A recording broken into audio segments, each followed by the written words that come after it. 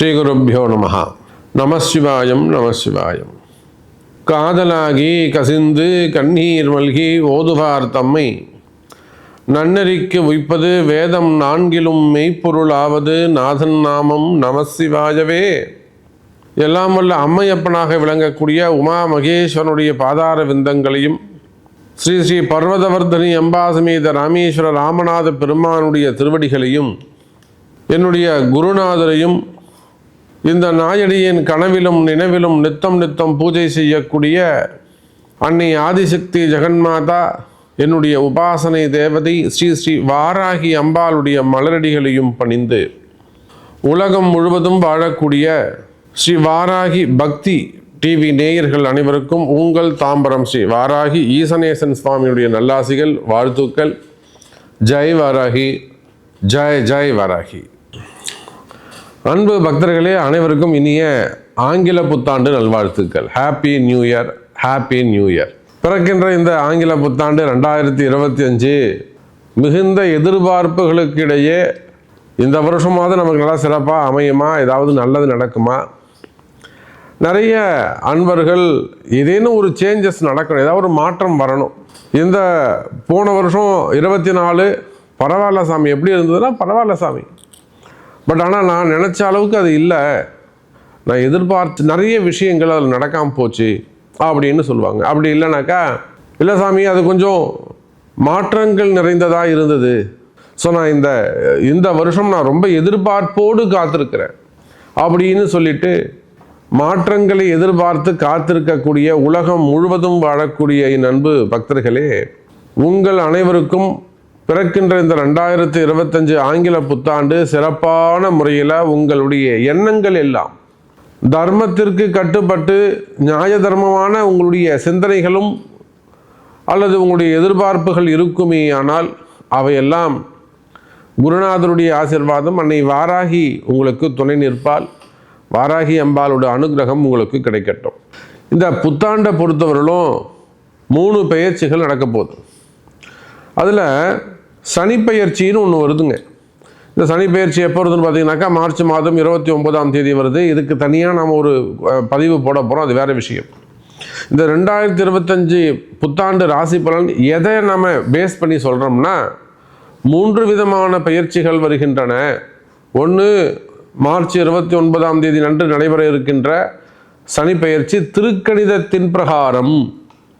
அதற்கு பிறகு மே மாதம் நடைபெற இருக்கின்ற 2 பெயர்ச்சிகள், ஒன்று ராகு கேது பெயர்ச்சி, இன்னொன்று குரு பெயர்ச்சி. அப்போ 3மே ரொம்ப முக்கியமான கோள்கள்.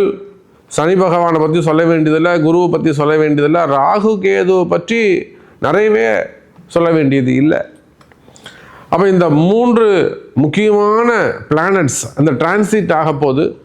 ஸோ இந்த டிரான்சிட்டை பேஸ் பண்ணி 12 ராசி அன்பர்களுக்கும் ஸ்பெசிஃபிக்காக உங்களுடைய ராசிக்கு என்ன மாதிரியான சேஞ்சஸ் ஏற்பட போது, என்ன மாதிரியான மாற்றங்கள் நிகழப்போகுது, திருமணங்கள் நடக்குமா, பிஸ்னஸ் எப்படி இருக்கும், உங்களுடைய ஜாப் கேரியர் எப்படி இருக்கும், கேரியரில் என்னெல்லாம் சேஞ்சஸ் ஏற்பட போகுது, என்னெல்லாம் இம்ப்ரூவ்மெண்ட் இருக்க போகுது.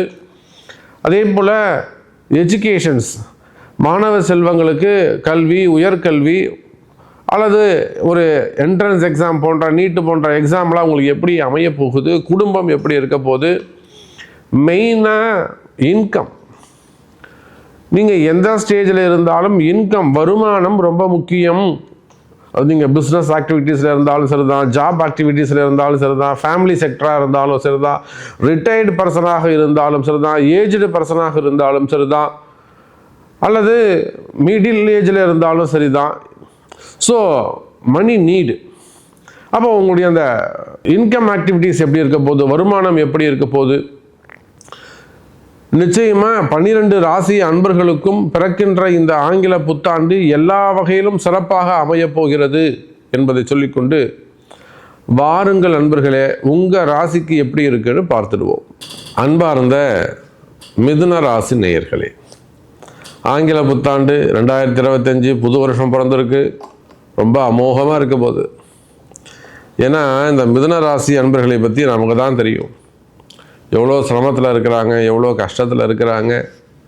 மெயினாக தொழில் செய்யக்கூடியவர்கள் எல்லாம் இந்த வருமானம், ப்ராஃபிட்டு, லாபம் சம்மந்தப்பட்ட விஷயத்தில் எவ்வளோ கஷ்டப்படுறாங்க, அந்த தொழிலை காப்பாற்றுறதுக்கு, மெயின்டைன் பண்ணுறதுக்கு என்ன மாதிரியெல்லாம் சிரமப்படுறாங்க. அதே போல் மிதுனராசி அன்பர்களை பொறுத்தவரையில் இந்த 2025 சிறப்பாக இருக்க போகுது. ஏறக்குறைய நான் எல்லா ராசிக்குமே அந்த சதவீதத்தை சொல்லிட்டு வரேன், நீங்கள் அதை நோட் பண்ணிகிட்டே வரணும். அப்போது மிதுன ராசியை பொறுத்தவரையில் ஏறக்குறைய ஒரு 90% இந்த ஆங்கில புத்தாண்டு சிறப்பான முறையில், அற்புதமான முறையில் அமையப் போகிறது. ஏன்னா இது நாள் வரையில் அவங்க ராசிக்கு 12ல் இருந்து வந்த குரு பகவான் ராசிக்கே வரப்போகிறாரு. அதே போல் மார்ச் மாதத்தில் உங்களுக்கு திரிகோணத்தில் 9ல் இருக்கக்கூடிய சனி பகவான் அவர் தொழில் ஸ்தானமான 10ஆம் இடத்துக்கு போகிறாரு. அதே போல் 10ல் இருக்கக்கூடிய ராகு தொழில், இதெல்லாம் தொழிலை களைச்சி விட்டுருப்பாரு. உங்களை ஒரு பிஸ்னஸ் ஒழுங்காக நடந்துட்டு இருக்குன்னு வச்சுக்கோங்களேன். 18 வருஷமாக நான் இந்த பிஸ்னஸ் பண்ணுறேன் சாமி, ஒரு நிமிஷத்தில் கழிச்சிட்டேன், எங்கேருந்தோ ஒருத்தர் வந்தார், மொத்தத்தையும் வீணடிச்சுட்டு போயிட்டேன். இந்த மாதிரி சொல்லக்கூடிய எனதருமை மிதுன ராசி நேயர்கள். ஏன்னா 10ல் ராகு தொழில் செய்கிற இடத்த ஏதேனும் ஒரு கலகத்தை ஏற்படுத்தி ஏதோ ஒரு நல்ல விஷயம் நல்லபடியாக ஸ்மூத்தாக போய்கிட்டு இருக்கோ, அந்த குளத்தில் தெளிவாக இருக்கிற குளத்தில் ஒரு கல்லை போட்டால் எப்படி குட்டையை குழப்புவாங்களோ அதை போல் ஒரு வேலை ஜாபு நீட்டாக போயிட்டு இருக்கும். நான் 20 வருஷமாக அந்த கம்பெனியில் வேலை செய்கிறேன், நான் 15 வருஷமாக அந்த கம்பெனியில் வேலை செய்கிறேன் சாமி, லேப்டாப் ஓப்பன் பண்ணுறேன், இன்னிலேருந்து நீங்கள் வரவேணான்னு போட்டிருக்கு.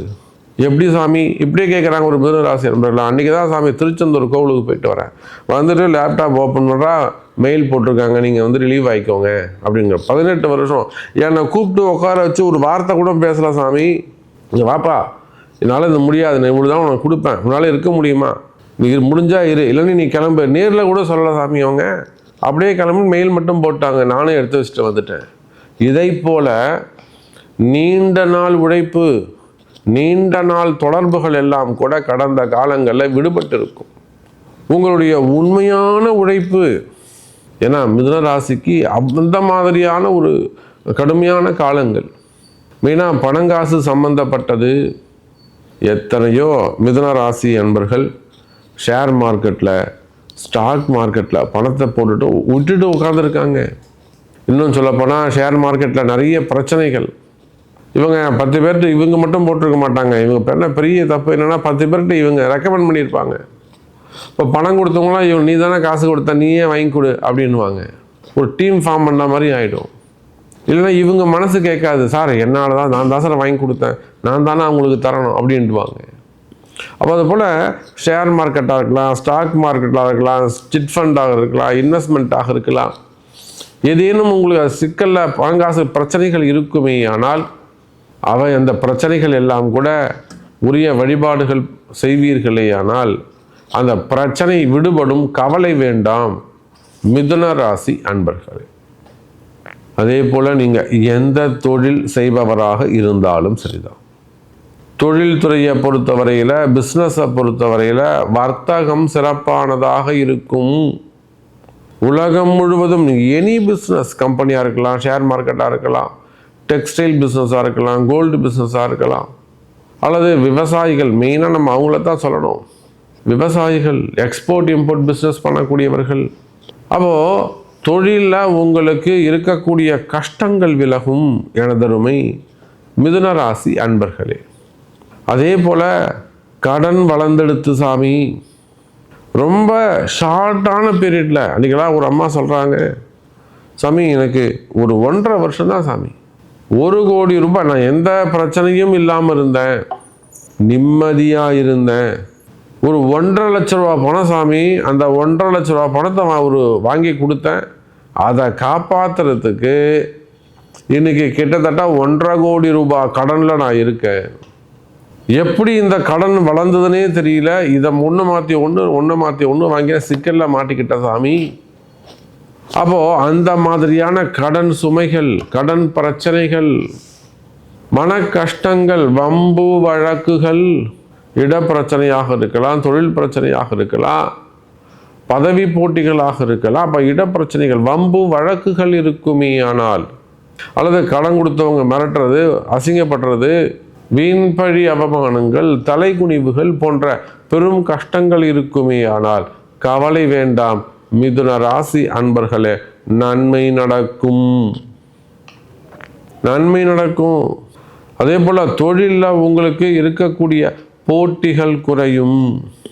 அது தொழில் போட்டியாக இருக்கலாம், வியாபார போட்டிகளாக இருக்கலாம், பதவி போட்டிகளாக இருக்கலாம், அல்லது மறைமுகமான தோஷங்கள், செய்வினை கோளாறுகள், நேரில் உங்களை எதிர்க்க முடியாதவர்கள், நீங்கள் கொஞ்சம் ஒரு உயர்ந்த அரசாங்க பதவியில் இருக்கலாம், இல்லை அரசியல் தலைவர்களாக இருக்கலாம், ரொம்ப சிம்பிளாக கொண்டு போய் சாமிகிட்ட செஞ்சுட்டு போயிடுவாங்க.